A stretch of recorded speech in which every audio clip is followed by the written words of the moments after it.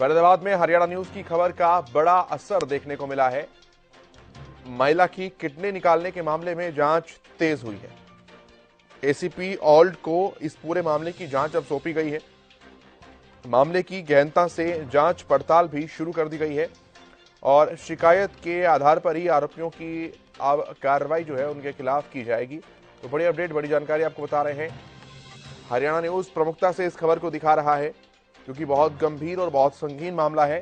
जिस तरह से बहला फुसलाकर और फिर ब्लैकमेल कर इस महिला की मजबूरी का फायदा उठाकर इनकी किडनी निकाली गई, उस पर हरियाणा न्यूज ने कड़ी प्रतिक्रिया देते हुए इस खबर को प्रमुखता के साथ उठाया और खबर का बड़ा असर देखने को मिला है। महिला की किडनी निकालने के मामले में जांच में अब तेजी आई है।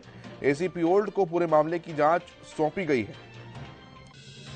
गहनता से पूरे मामले की जांच पड़ताल शुरू हो चुकी है और शिकायत के आधार पर ही आरोपियों के खिलाफ अब कार्रवाई की जाएगी।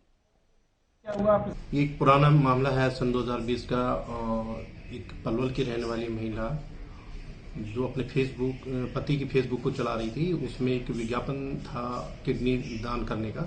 उसने उसको जस्ट महिला के मुताबिक उसने नॉर्मली उसको ओके कर दिया। ओके करने के बाद एक राजा नाम के व्यक्ति का फोन आया कि आप हमें किडनी देने के लिए सहमत है, तो आप हमसे ये मिलो।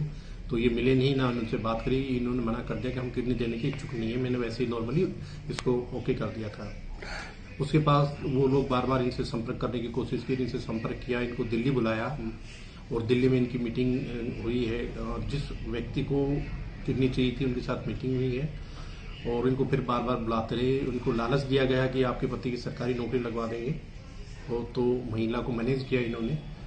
वो जो आरोपी जिसको किडनी चाहिए थी उसने इस महिला को अपनी पत्नी का नाम दिया, जो उसकी पत्नी थी ओरिजिनल, वो नाम दे के इसके एफिडेविट वगैरह बनाए, शो करा उनको हॉस्पिटल में और बाकी जगह पे एफिडेविट बनवा के और फिर उसका किडनी ट्रांसप्लांट की।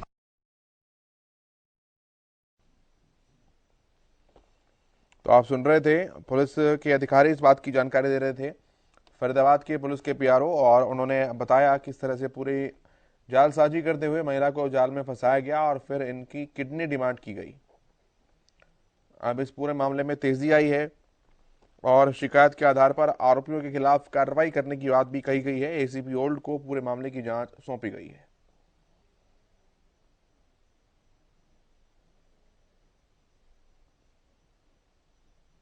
हम खड़े हैं यहाँ फरीदाबाद पुलिस कमिश्नर ऑफिस में और एक महिला हैं जो अपनी शिकायत लेकर यहाँ पहुंची हैं। बताया जा रहा है, इनका कहना है कि इनकी किडनी जो है धोखाधड़ी करके निकाल ली गई।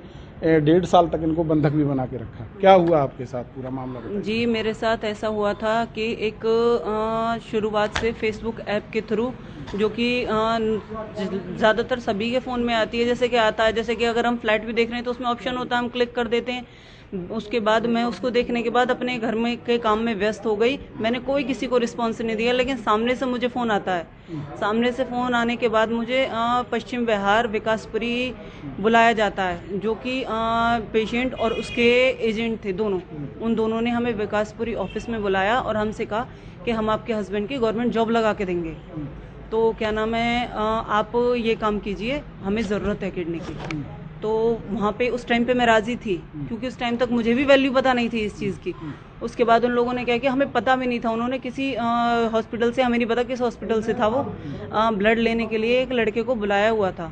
जिस टाइम पे मेरा सैंपल लिया जा रहा था, मुझे उस टाइम पे पता चला कि मेरे नाम बदलवा के वहाँ पर अंबिका, जो कि विनोद मगोत्रा की असली वाइफ है, उसका नाम वहाँ पर लिखवाया गया। झूठी शादी कराई? जी बिल्कुल, एसडीएम ऑफिस में रजिस्टर करवाई गई थी शादी। मतलब चेहरा मेरा और नाम उसकी वाइफ का खुद का, अंबिका मगोत्रा, अपनी वाइफ का नाम डलवा रखा था और फेस मेरा था। बंधक कैसे बनाया? जी, बंधक ऐसे बनाया था कि जब हम फर्स्ट टाइम अपने घर चले गए, दूसरी मतलब उसके 3-4 दिन बाद मना करने के बाद जी, क्यों, जिस टाइम पे हम अपने घर चले गए, फिर सामने से उन दोनों तीनों के हमें फ़ोन पे फ़ोन आ रहे थे, मेरे पति को लगातार।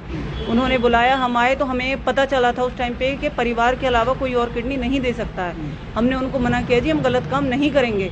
तो उन्होंने इस चीज के लिए कि अब आप लोग यहाँ से कहीं नहीं जाओगे, दोनों को बंधक बनाने के बाद। कहाँ रखा 1.5 साल? जी 1.5 साल उसी का घर है, विनोद मगोत्रा का, जहाँ पे हमें बंद रखा था। एक ही कमरा था, उसी कमरे में हमें 1.5 साल तक बंद रखा था उसने। और सारे कागज वागज तैयार करवाने के बाद सही 4 महीने, आज से 4 महीने पहले 2 अगस्त। कागज किसने तैयार करवाए? जी सारे कागज उसी ने तैयार कराए थे, यहाँ तक कि शादी तक रजिस्टर करवाई गई थी एसडीएम ऑफिस। अस्पताल के कौन लोग शामिल हैं? जी अस्पताल के सभी पूरा स्टाफ शामिल है, यहाँ तक कि जो कागज तैयार कराते हैं स्वाति कोऑर्डिनेटर है वो भी शामिल है इसमें। यहाँ तक कि नेफ्रो के डॉक्टर हैं श्रीराम काबरा, वो भी शामिल हैं। क्यों? क्योंकि कभी किसी ने मेरे से कोई सवाल तक नहीं। कब निकाली आपने? जी 4 अगस्त 2022 को। कब छोड़ा है आपको? जी मुझे छोड़ा गया था 4 से 9 तारीख को छोड़ा गया था वहाँ से। उसके बाद आज तक मेरा ना तो कोई ट्रीटमेंट कराया गया है। मैंने इलाज के लिए बोला, जी मेरा इलाज कराओ, मेरा इलाज। भी धमकी दे रहा हूँ? हाँ जी बिल्कुल, मैं इलाज के लिए बोलती हूँ। फिलहाल मेरी हालत इतनी खराब है, चलने फिरने में मुझे परेशानी हो रही है, इन्फेक्शन इतना ज़्यादा है। मैंने फ़ोन किया तो मुझे धमकी दी जा रही है कि जैसे मैं ज़बरदस्ती मैंने तुम्हारी किडनी निकलवा ली, मैं इसी तरह तुम्हें और तुम्हारे परिवार को ख़त्म भी कर। कहाँ शिकायत दी आप? जी मैंने यहाँ दी है सीपी ऑफिस में, सेक्टर 21। क्या आश्वासन मिला आपको?